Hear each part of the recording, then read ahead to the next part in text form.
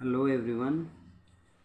ये राजस्थान जीके का 4th lecture series है 4.0 और इसमें हम आज अजमेर के चौहानों का इतिहास पढ़ेंगे। अब जो है अजमेर के चौहानों के इतिहास में अगर हम बात करते हैं फर्स्ट, तो वो नाम आता है वासुदेव का। पर वासुदेव से पहले एक छोटी मोटी इन्फॉर्मेशन है, अगर वो भी माइंड में रहेगी तो आप चीज़ों को आपस में इंटरलिंक अच्छे से कर पाएंगे। तो कुछ इन्फॉर्मेशन मैं दूंगा, ज़्यादा माइंड नहीं करना, उन चीज़ों को ज़्यादा याद नहीं करना, थोड़ा बेसिक पता होना चाहिए कि भाई स्टार्टिंग अगर अजमेर के चौहान अपन स्टार्ट कर रहे हैं तो उससे पहले इनका जुड़ाव किस तरीके से है अजमेर के चौहान वंश में। तो अब स्टार्ट करते हैं हम अपनी थ्योरी ये थी कि पृथ्वीराज विजय, आपको मैं बता चुका इससे पहले लेक्चर में, बुक थी, ठीक है, और शब्दकल्पद्रुम कोश, ठीक है, शब्दकल्पद्रुम कोश और लाडनू लेक। तो इन तीनों से चौहानों के निवास स्थान के बारे में जानकारी मिलती है। अब ये चौहान कहाँ रहा करते थे, इन तीनों ने क्या बताया है कि चौहान जो है जांगल प्रदेश या जांगल देश के लीजिए सपालदक्ष और अहिछत्रपुर में रहा करते थे। तो इनके रहने की जानकारी, चौहानों के रहने की जानकारी इन तीनों जो आपके बुक है पृथ्वीराज विजय और शब्दकल्पद्रुम कोश और लाडनू लेक, इन तीनों से जो है आपको चौहान कहाँ रहा करते थे उसकी जानकारी मिलती थी। तो चौहान जो थे जांगल देश, सपालदक्ष और अहिछत्रपुर में रहा करते थे। अब सर ये जांगल देश कौन सा आ गया, तो आपको पता होना चाहिए जांगल देश बीकानेर वाला क्षेत्र, उत्तरी मारवाड़ वाला क्षेत्र और जयपुर वाला क्षेत्र। तो ये जो तीन बड़े बड़े रीजन हैं, बीकानेर, जयपुर, उत्तरी मारवाड़, ये जांगल देश कहलाता था किसी समय। अब यहाँ चौहान रहा करते थे, तो इसकी जानकारी हमें इन तीनों बुक से मिलती है। अब चौहानों का 3 क्षेत्रों में जो मुख्य भाग था जहाँ वो रहा करते थे, तो वो था सपालदक्ष यानी अजमेर। तो इसकी राजधानी किसको बनाया फिर इन लोगों ने, चौहानों ने, तो इसकी राजधानी बनाया था अहिछत्रपुर को, ठीक है, और अहिछत्रपुर मतलब नागौर को। तो इन सब बातों का समर्थन एक ही इंसान करता है, वो है डॉक्टर शर्मा। कौन से शर्मा, वो है डॉक्टर दशरथ शर्मा। तो डॉक्टर दशरथ शर्मा कहते हैं भाई ये जो थ्योरी दी गई है कि पृथ्वीराज विजय, शब्दकल्पद्रुम कोश और लाडनू लेक में चौहानों के रहने के बारे में पता चलता है, और ये लोग जो है सपाल देश के लीजिए, सपालदक्ष के लीजिए या जांगल प्रदेश के लीजिए अहिछत्रपुर में रहते थे, और जांगल देश जो है बीकानेर, जयपुर और उत्तरी मारवाड़ था। तो इस थ्योरी को डॉक्टर दशरथ शर्मा ने सपोर्ट किया है। और उस समय इतने इतिहासकार थे, जब डॉक्टर दशरथ शर्मा भी इतिहासकार थे, तो उस समय और भी तो इतिहासकार थे, तो उनका ध्यान क्यों नहीं गया इस साइड पे, तो उनका ध्यान इस वजह से नहीं गया क्योंकि वो और कामों में बिजी थे, सीधी सी बात है।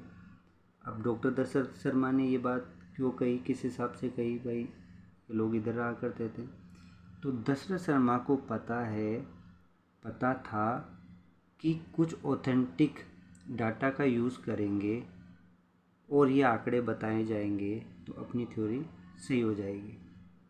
तो उन्होंने कौन से डाटा, कौन सी थ्योरी, कौन सी बुकों के बारे में कहा है, तो उन्होंने इन तीनों के बारे में कहा है कि पृथ्वीराज विजय हुआ, शब्दकल्पद्रुम कोश हुआ और लाडनू अभिलेख हुआ, ठीक है, तो लाडनू लेक हुआ। तो इन तीनों से ही इन्होंने अपनी बात सिद्ध कर दी कि भैया ये जो थे चौहान इन क्षेत्रों में रहा करते थे और इनकी राजधानी ये थी। अब चौहान यहाँ रहा करते थे, तो बाद में और क्षेत्रों में कैसे पहुँचे चौहान, तो ये भी एक इम्पोर्टेंट बात है। तो कुछ बुक से पता चला, कुछ अभिलेखों से पता चला कि चौहानों की शाखाएं जो थी राजस्थान में, उसकी राजस्थान के पास वाले क्षेत्र में बिखर गई। तो इन शाखाओं की अब तक की जो डिटेल मिली है वो ये है, जो मैं अभी थोड़ी आपको बताने वाला हूँ। 1 नंबर से स्टार्ट करूँगा, बस आपको सुनना है, याद कुछ भी नहीं करना है। याद करने के लिए काफ़ी सारा कंटेंट पड़ा है अभी बाकी। जब मैं कहूँ भाई ये वाली चीज़ याद करनी है तो वो वाली चीज़ याद करनी है, ठीक है, आपका काम बन जाएगा गवर्नमेंट एग्ज़ाम में। तो जो पहले चौहानों की शाखा हुई वो थी सप्तपुर के चौहान, दूसरी जवालीपुर के चौहान, तीसरी शाखा रणस्तंभपुर के चौहान, चौथी शाखा नाडोल के चौहान, पांचवी शाखा शाकंभरी के चौहान। अब ये शाकंभरी कौन सा, मैंने पहले डिस्कस कर चुका है कि शाकंभरी माता के मंदिर था, ठीक है, तो वहाँ चौहान रहा करते थे, तो वही है ये शाकंभरी के चौहान। प्रतापगढ़ के चौहान, धवलीपुर के चौहान और लाट के चौहान। तो ये चौहानों की कुछ इम्पोर्टेंट शाखाएँ थी, 7-8, ठीक है, याद नहीं करनी है, बस थोड़ा बहुत चीज़ों को सुनना है। तो कभी कभार कुछ चीज़ें सामने आए तो पता रहना चाहिए कि हाँ ये चौहानों की शाखा थी। और जैसे प्रतापगढ़ के चौहानों ने हमला कर दिया किधर, तो वो पता रहना चाहिए प्रतापगढ़ के चौहानों के बारे में थोड़ा बहुत। तो वासुदेव स्टार्ट कर लेते हैं। अजमेर या मैं कहूँ सांबर के चौहानों का इतिहास तो वो इस प्रकार है। पहले जो प्रतापी राजा हुए वो हुए वासुदेव। हम बात कर रहे हैं 551 AD की, यानी 551 ईस्वी की। तो इसमें क्या है, इसमें पढ़ने लायक एक ही चीज़ है जो मैंने सामने लिखी हुई है, ज़्यादा माइंड भी नहीं करना। और जो सुनने वाली चीज़ है वो अभी लंबी चौड़ी अपन डिस्कस करेंगे। तो इसमें क्या पढ़ना है, क्या बात का ध्यान रखना है, इसमें बात का ध्यान रखना है कि according to book Prabandha Kosha of Rajashekhara Vasudeva establish Chauhan state in 1551 AD, यानी राजशेखर की पुस्तक प्रबंध कोश के द्वारा वासुदेव ने चौहानों की वंश की स्थापना की और वासुदेव ने ही सांबर झील का निर्माण करवाया था। तो इतनी सी बात आपको ध्यान रखनी है। राजशेखर की पुस्तक, उसका क्या नाम है, उसका नाम है प्रबंध कोश। उसमें क्या लिखा गया है, उसमें लिखा गया है वासुदेव ने चौहान वंश की स्थापना की थी। और क्या लिखा हुआ है, और उसमें ये भी लिखा हुआ है कि वासुदेव ने सांबर झील का निर्माण करवाया था। बस इतनी सी बात ध्यान रखनी है। अब जो है मैं कुछ चीज़ सुनने के लिए बोल रहा था इससे पहले, तो सुनने वाली चीज़ कौन सी है, तो जो वासुदेव चौहान हुए तो कुछ चीज़ें बोलूँगा मैं, थोड़ा ध्यान से सुन लीजिएगा बस एक बार। जैसे बिजोलिया शिलालेख हुआ, हमीर महाकाव्य हुआ, आपका सुरजन चरित्र हुआ, प्रबंध कोश जैसे अभी अपन ने बात कर ली, अली चौहान डायनेस्टी, ये जो बुकें हैं, ये जो अभिलेख हैं, इन सब के अनुसार जो सांबर या जो अजमेर के लीजिए कि चौहानों का प्रमुख पुरुष या आदि पुरुष जिसे कहेंगे, मेरी भाषा में गॉडफादर कहता हूँ, तो गॉडफादर से मुझे याद रहता है कि वासुदेव की बात हो रही है, ठीक है, चौहानों में। तो उनका आदि पुरुष कौन था, उनका आदि पुरुष था वासुदेव, ठीक है। अब ये चीज़ तो अपन ने डिस्कस कर ली कि इन्होंने 551 में सपालदक्ष में चौहान राज्य की स्थापना की थी। तो उस समय इसकी राजधानी कौन सी बनाई थी इन्होंने, ये बात थोड़ी याद करने की चीज़ है, वो है अहिछत्रपुर। तो यानी 551 ईस्वी में जब वासुदेव थे उस समय चौहानों की राजधानी अहिछत्रपुर हुआ करती थी, ठीक है। अब एक चीज़ पहले मैंने डिस्कस की थी सेकंड वीडियो लेक्चर सीरीज में कि बिजोलिया शिलालेख के बारे में, अगर आपने वो चीज़ देखी हो तो मैंने कहा था कि बिजोलिया शिलालेख के अनुसार ये वत्स गोत्रीय ब्राह्मण थे। क्या थे, बिजोलिया शिलालेख के अनुसार ये वत्स गोत्रीय ब्राह्मण थे। अब स्टार्टिंग में पहले तो ये गुर्जर प्रतिहारों के सामंत थे, फीडल लॉर्ड थे किनके, गुर्जर प्रतिहारों के। तो बाद में चौहान साम्राज्य की स्थापना कैसे हो गई, भाई ये तो ब्राह्मण थे वत्स गोत्रीय और गुर्जर प्रतिहारों के सामंत थे, तो अलग से साम्राज्य कैसे बना लिया इन्होंने। तो अलग से साम्राज्य का कुछ रीज़न जान लेते हैं अपन बनाने का। तो वो चीज़ ये है कि जैसे गुर्जर प्रतिहारों के सामंत थे ना, तो उस समय गुर्जर प्रतिहार कौन थे, याद करो, आपने तो पढ़ी हुई है ना, राजस्थान की हिस्ट्री पढ़ी हुई है, तभी तो सब लोग आए हैं यहाँ पे, पढ़े लिखे सभी लोग जिनको सब कुछ आता है, ठीक है। तो थोड़ा बहुत माइंड लगाइए कि गुर्जर प्रतिहारों के सामंत थे ये चौहान। तो उस समय गुर्जर प्रतिहार राजा कौन से प्रमुख हुए थे, ठीक है। तो वो मैं बता देता हूँ, आपको याद आ गया होगा ये मान के चलता हूँ मैं। तो उस समय थे सिलुक, बाउक, कक्कुक, नागभट्ट प्रथम, वसराज, रामभद्र, मीरभोज, महेंद्रपाल फर्स्ट, महिपाल और भी बहुत लोग हुए। ठीक है, ये याद नहीं करना था, ठीक है, बस थोड़ा पता होना चाहिए। जब आप स्टार्टिंग में राजस्थान जी के स्टार्ट करेंगे तो ये पोर्शन आपको मिल जाता है वहाँ पे डिटेल में। अब बात क्या याद रखनी थी कि गुजर प्रतिहार जो आपके गुजर प्रतिहार जो सामंत हुए, तो उनमें सिलुक था, बाउक था, कक्कुक था, नागभट्ट प्रथम था, वसराज था, रामभद्र था, मीरभोज था, महेंद्रपाल फर्स्ट था और महिपाल थे। तो इनके ये सामंत थे। कौन? चौहान। तो बाद में इनकी फाइट हो गई इन लोगों से, इन्होंने इन्हें खदेड़ दिया और अजमेर में साम्राज्य की स्थापना कर दी। ठीक है, अब प्रतापी राजा जिसने खदेड़ दिया तो उसकी तो बात करेंगे ही हम। तो उसमें था आपका गुवक। ठीक है, गुवक आया और ये पहले प्रतिहारों का सामंत था। प्रतिहार राजा नागभट्ट द्वितीय द्वारा गुवक को वीर की उपाधि दी गई। भाई वीर की उपाधि दे दी मतलब कुछ ना कुछ तो किया होगा इन्होंने। ठीक है, तो गुवक आया और सांबर में स्वतंत्र राजा बन गया ये। और इसने क्या किया, इसने एक तो जो है हर्ष माता का मंदिर बनवाया। कहाँ पे? इन्होंने हर्ष माता का हर्षनाथ का मंदिर बनवाया और जो है इनके ये इष्ट देव रहे। ठीक है, यानी हर्षनाथ का जो मंदिर बनवाया था तो चौहानों के इष्ट देव इनको माना गया, हर्षनाथ जी को। और एक उपाधि धारण कर ली इन्होंने, वो उपाधि थी महाधिराज की। महाधिराज की उपाधि धारण कर ली। अब एक इंसान जब आगे और पढ़ेंगे अपन, यानी एक राजा और अजमेर में ही चौहान वंश में ही जिन्होंने सेम महाधिराज की उपाधि धारण की थी, सेम। ठीक है, तो सेम महाधिराज की उपाधि धारण कर ली थी। अब जो है इम्पोर्टेंट बात यह है कि भाई एक तो राजा हो गया, ठीक है, और इस राजा के बाद में कोई और राजा भी आएगा। ठीक है, तो वो राजा प्रतापी होगा। तो मोस्ट पावरफुल जो किंग आया गुवक के बाद में वो सिंहराज का बेटा आया था। सिंहराज का बेटा विग्रहराज सेकंड।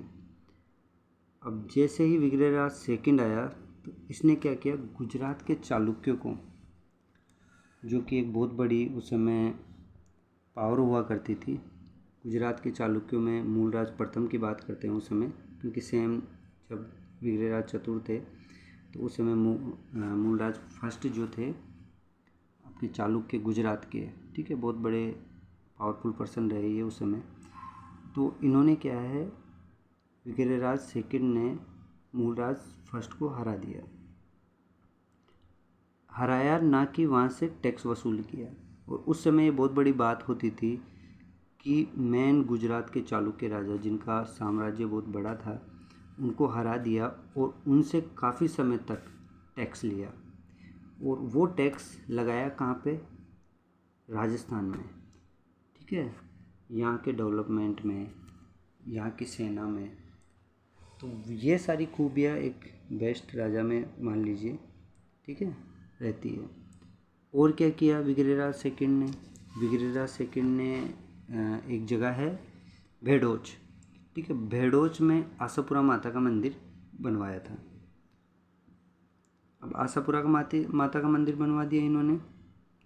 और अब ये जो जानकारी है, जैसे मैंने दो जानकारी बोली कि चालुक्य राजा कि गुजरात के थे चालुक्य, मूलराज फर्स्ट को हरा दिया और भेड़ोच में आशापुरा माता का मंदिर बनवा दिया। तो ये जानकारियाँ कहीं तो मिलती होगी ना, तभी तो मैं ये बात कह रहा हूँ। तो ये जो जानकारियाँ है मिलती है हर्षनाथ के अभिलेख से। हर्षनाथ के अभिलेख से ये सभी जानकारियाँ प्राप्त होती है। और ये मान के चलिए कि जैसे हम और राजा पढ़ेंगे तो किसी न किसी अभिलेख के आधार पर या किसी न किसी इंस्क्रिप्शन के आधार पर वो चीज़ें ही कहेंगे जो रियल में घटी है और जो मुख्य भूमिका निभाती है आपके राजस्थान के इतिहास में याद करने योग्य। इसमें हर्षनाथ के अभिलेख में और क्या चीज़ मिलती है? हर्षनाथ के अभिलेख में ये चीज़ भी मिलती है कि विग्रहराज के शासन के बारे में मिलती है जानकारी कि किस प्रकार इनका शासन था, तो ये जानकारी मिलती है। अब विग्रहराज के बाद बहुत सारे राजा है और ये थोड़ा मेरी स्लाइड काम नहीं कर रही है, ठीक है पर अब ठीक है। तो विग्रहराज के बाद जो है काफ़ी राजा है, जैसे एक राजा हुए थे दुर्लभ राज, ठीक है। उसके बाद कौन आए थे? गोविंदराज थर्ड, जिसकी बात अपन करेंगे अभी इसी सीरीज में बात करेंगे। और वागपति, ठीक है। तो वागपति के बारे में मैंने कुछ लिखा है, तो ये राजा है और इस सीरीज में इन सबको रीड करेंगे। अब जो है गुहक प्रथम के बारे में कुछ इंपॉर्टेंट फैक्ट देख लेते हैं, यहाँ से आपके डायरेक्ट क्वेश्चन बनता है, तो वो फैक्ट की चर्चा हम यहाँ कर लेते हैं। तो ये पहले प्रतिहारों के सामंत हुआ करते थे। कौन से प्रतिहार? गुर्जर प्रतिहार, ठीक है। प्रतिहारों के सामंत हुआ करते थे। प्रतिहार राजा नागभट्ट द्वारा गुहक को वीर की उपाधि धारण दी, ठीक है, वीर की उपाधि दी गई। अब कालांतर में धीरे धीरे जब गुहक प्रथम ने प्रतिहारों को अधीनता को त्याग दिया और स्वतंत्र रूप से चौहान राजा बन गए, तो इन्होंने अजमेर में साम्राज्य की स्थापना कर दी अपने। और ये कुछ फैक्ट है, जैसे चंदनराज की पत्नी जो थी आत्मप्रभा, जिसका दूसरा नाम रुद्राणी था, तो ये बहुत बड़ी शिव भक्त हुई उस समय की, जो कि पुष्कर में रोज़ 1000 दीपक जलाया करती थी। एक इम्पोर्टेंट बात है कि उस समय एक क्वीन जो थी योगा में एक्सपर्ट थी, योगा में निपुण थी, और उनका पर डे का टास्क ये था कि वो 1000 लैंप जो है पुष्कर झील में जलाए। तो ये काफ़ी शिव की सबसे बड़ी भक्त हुई। आई थिंक उसके बाद तो मुझे कभी हिस्ट्री में ऐसा पढ़ने का मौका भी नहीं मिला कि कोई रानी जो है शिव भक्त हुई और इनसे ज़्यादा उन्होंने कुछ किया। तो ये चीज़ हमने बात कर ली। गुहक फर्स्ट, अली चौहान वर फिर lord of Pratihara and Pratihara king Nagabhata first give title of Veer to Guhaka first. Later on Guhaka first denied supremacy of Pratihara, so he was independent Chauhan king and Atmaprabha and Rudrani husband of Chandanraj. He used to worship Lord Shiva by lighting 1000 lamp in lake of Pushkar. He was expert in yoga. तो ये बात थोड़ी important थी एक रानी के बारे में, बस ये सुनना था, कभी पूछा नहीं गया, ठीक है, बस थोड़ा याद रखना है। अब नेक्स्ट बात कर लेते हैं वागपति राज की। जैसे अभी मैंने बात की थी दुर्लभ राज, गोविंदराज थर्ड, वागपति, ठीक है। तो वागपति सेकंड जो हुए, ठीक है, तो उनके बारे में थोड़ी बात कर लेते हैं। इम्पोर्टेंट यही है इनके बारे में कि भाई साहब इन्होंने जो है 1008 बैटल जीती थी, यानी 108 इन्होंने 108 बैटल जीती थी। और इनके पुत्र हुए लक्ष्मण राज ने नाडोल यानी पाली में चौहान वंश की स्थापना की थी। तो वागपति राज जी ने तो क्या है 108 बैटल जीत ली, सबसे बड़े योद्धा हुए ये मान के चलिए। और भाई इनके बाद तो जो है एक आपके अपने जयपुर के राजा हुए, उन्होंने ही मैक्सिमम बैटल जीती थी अकबर के टाइम में, और आई थिंक इनसे ऊपर तो किसी ने बैटल जीती नहीं होगी वागपति राज से ऊपर। तो 108 युद्ध जीते और लक्ष्मण राज इनके पुत्र हुए, तो नाडोल यानी पाली में उन्होंने चौहान वंश की स्थापना की। ओके, विग्रहराज द्वितीय के बारे में जो थोड़ी बात कर लेते हैं, जैसे मैंने अभी की थी विग्रहराज द्वितीय के बारे में, वो यहाँ भी है। इन्होंने गुजरात नरेश मूलराज प्रथम को हराया था, आशापुरा माता का मंदिर बेड़ोच में बनवाया था, ठीक है। और ख़ास बात यह है कि इसकी जानकारी हमें कहाँ मिलती है, जैसे मैंने डिस्कस किया हर्षनाथ के अभिलेख से इसकी जानकारी मिलती है। गोविंदराज थर्ड आ गए। अब इतिहासकार फरिश्ता के अनुसार इन्होंने गजनी के राजाओं को मारवाड़ में प्रवेश नहीं करने दिया था। ये एक बहुत बड़ी बात होती है कि गजनी यानी मुस्लिम अटैकर जो थे, गजनी से आया करते थे, तो उनको राजस्थान में इन्होंने प्रवेश नहीं करने दिया। इतनी बड़ी सेना को कभी इन्होंने प्रवेश नहीं करने दिया इनके टाइम में, गोविंदराज थर्ड में। तो सोचिए ये कितने मतलब प्लानिंग वाले होंगे कि एक इतनी बड़ी सेना प्रवेश नहीं कर पा रही है और अपने साम्राज्य का विस्तार नहीं कर पा रही है, जब उनके सामने जो है एक गोविंदराज थर्ड जैसा राजा आके खड़ा हो जाता है और उनकी सारी उम्मीदों पर पानी फेर देता है। तो काफ़ी इंटरेस्टिंग बात है गोविंदराज थर्ड की है। पृथ्वीराज विजय की पुस्तक में इनकी उपाधि वरिघट दी गई है, यानी शत्रु संहारक। तभी तो इनकी उपाधि शत्रु संहारक दी गई है। अब अजयराज की बात कर लेते हैं। टाइम वगैरह ध्यान नहीं रखना, 1105 से 1133 कोई मतलब का नहीं है। और पृथ्वीराज विजय की पुस्तक के अनुसार इन्होंने भी मुस्लिम सेना को परास्त किया था। इम्पोर्टेंट क्या घटना हुई थी कि 1113 ईस्वी में इन्होंने अजमेर नगर बसाया था। और आप सबको पता है कि प्राचीन में उस समय में इसका नाम अजमेर हुआ करता था। इम्पोर्टेंट बात क्या है कल्चर में इनका, कस्टम्स में इनका, इन्होंने चांदी और तांबे के सिक्के चलवाए थे जिन पर इनकी पत्नी का नाम सोमल देवी, इनकी पत्नी का नाम था, ठीक है, वो लिखवाया था, जो एक अलग ही बात हो जाती है। तो सोमल देवी का नाम इन्होंने लिखवाया था वाकई में, और इन्हें अजय प्रियदम कहा गया, ठीक है। बहुत बुकों में आपको ये श्री अजय देव के नाम से भी मिलते हैं कि इन्होंने चांदी के सिक्के चलाए थे इनकी रानी सोमलवती के नाम पर। तो कोई बात नहीं है, अजय प्रियदम पूछा जाएगा तो इस पर टिक कर दीजिएगा, और श्री अजय देव नाम के चांदी के सिक्के चलाए थे, तो वो चीज़ ध्यान में रखिएगा, ठीक है। इम्पोर्टेंट क्या बात है इसमें, एक ये बात है कि दिगंबर और श्वेतांबरों के साथ साथ की अध्यक्षता की थी इन्होंने। साथ साथ तो समझते होंगे, दो अपोजिट पार्टियाँ बैठ जाती है जिनमें दोनों पार्टियों को अच्छी खासी नॉलेज होती है शास्त्रार्थ में, तो उनके निर्णय तो एक ही करेगा, प्रेसिडेंट होगा कि ये वाली टीम जो थी विनर हुई। तो वही बात आ गई कि इनकी दिगंबरों और श्वेतांबरों के साथ साथ की अध्यक्षता इन्होंने की थी। पार्श्वनाथ मंदिर ये मैंने डिस्कस किया था पहले, कहाँ पे, बिजोलिया में, भीलवाड़ा में, के लिए एक स्वर्ण कलश इन्होंने दान किया था। पार्श्वनाथ मंदिर में यानी बिजोलिया शिलालेख जो कि आपका मिला था भीलवाड़ा में, ठीक है, वहाँ पर इन्होंने क्या किया था, एक स्वर्ण कलश, सोने का कलश दान किया था।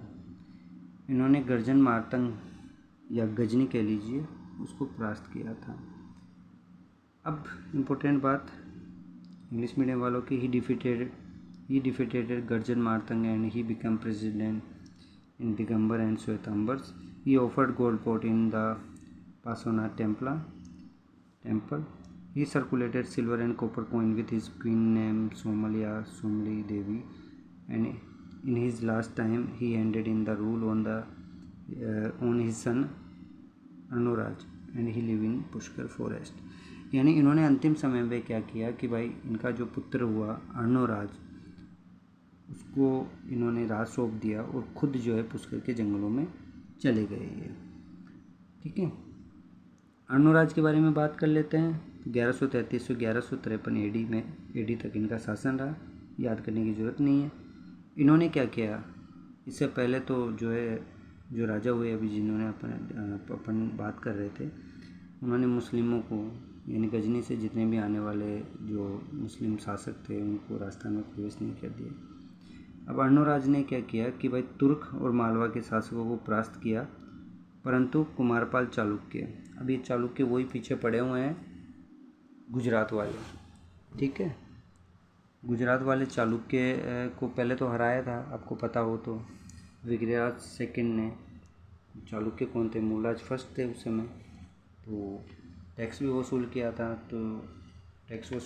तो ये लोग पीछा थोड़ी ना छोड़ेंगे, ये लोग आ गए फिर अर्णोराज के समय। तो उनकी फाइट हुई कुमारपाल चालुक्य की अर्णोराज से, फिर हार गए। अंत में इनके युद्ध से कौशल से प्रभावित होकर कुमारपाल ने अपनी पुत्री जलन देवी का इनसे विवाह कर दिया। ये भी बड़ी इंटरेस्टिंग बात है, ठीक है भाई। कुमारपाल प्रभावित हो गए और हार गए थे। अंत में हारने के बाद कौशल से प्रभावित होकर उन्होंने क्या किया, अपनी पुत्री जलन देवी का विवाह कर दिया। इन्होंने नरवर्मन को भी परास्त किया। अब एक नरवनवन का सेनापति था, उसका नाम भी जलहण था। ठीक है, विशेष बात यह है आपको ध्यान देने योग्य कि नरवनवन के सेनापति ये जलहण है, वो है सुलहण।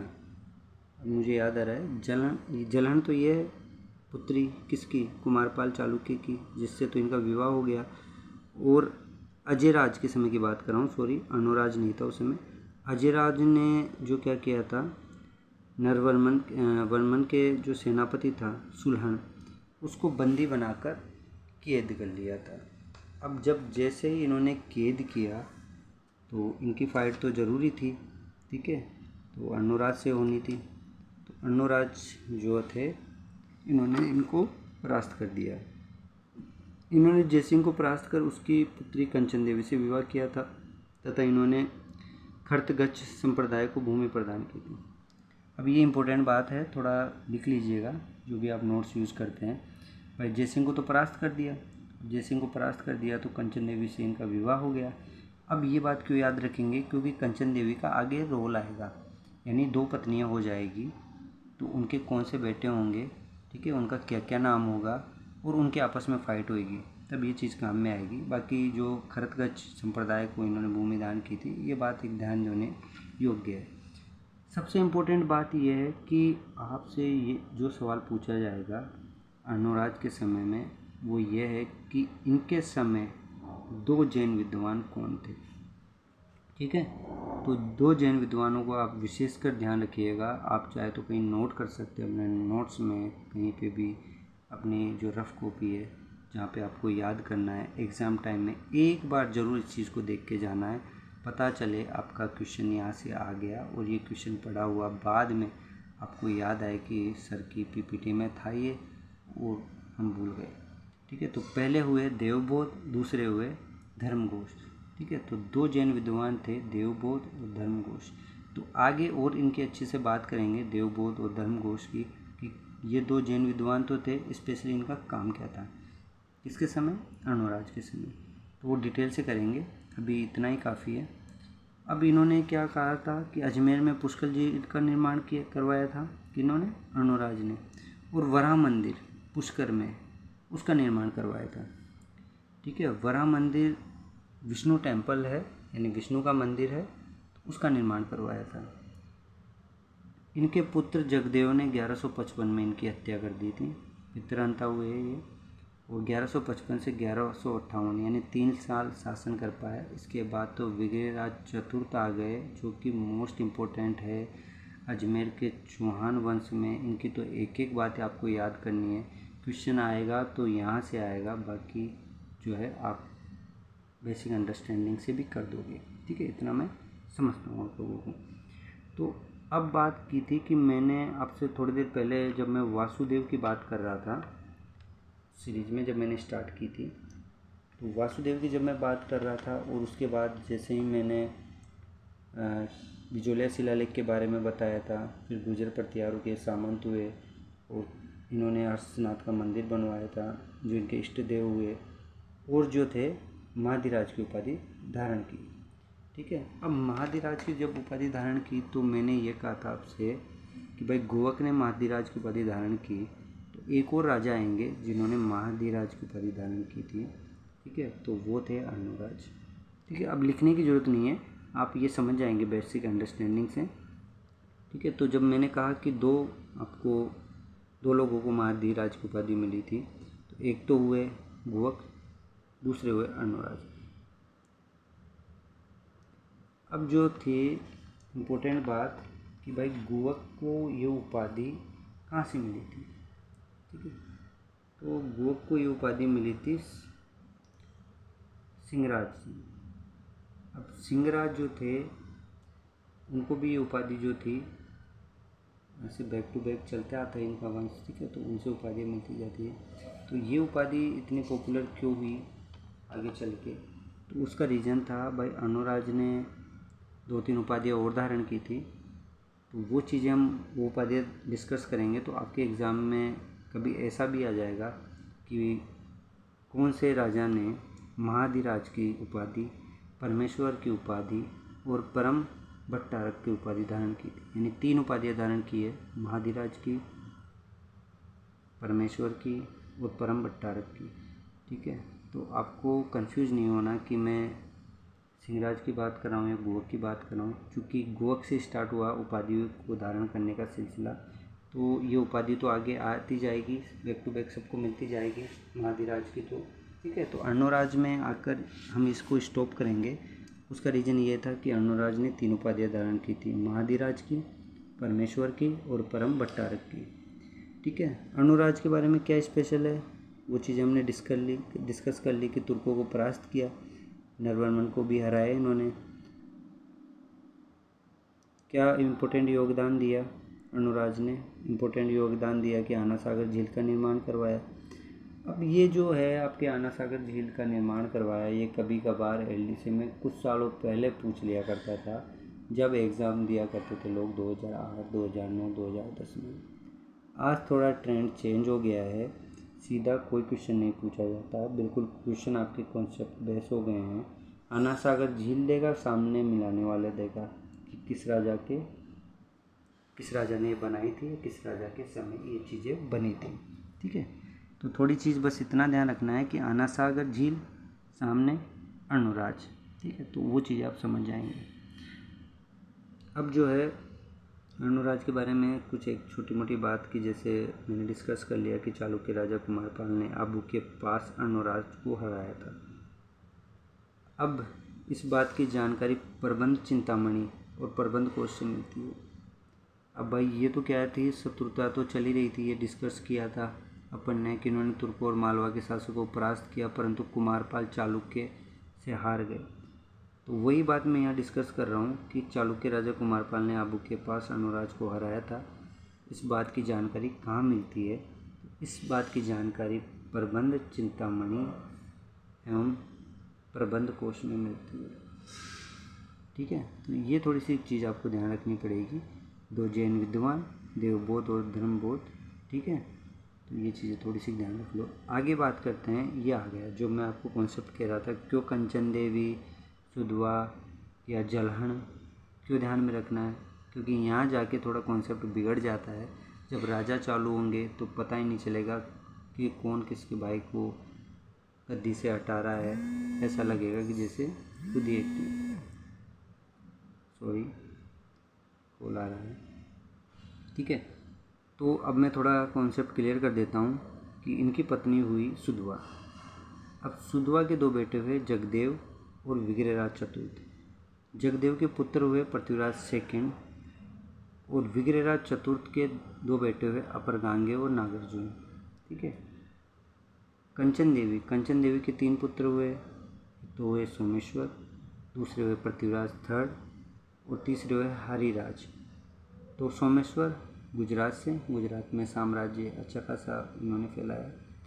पृथ्वीराज थर्ड, इनके बेटे हुए गोविंदराज और थर्ड आपके हरिराज।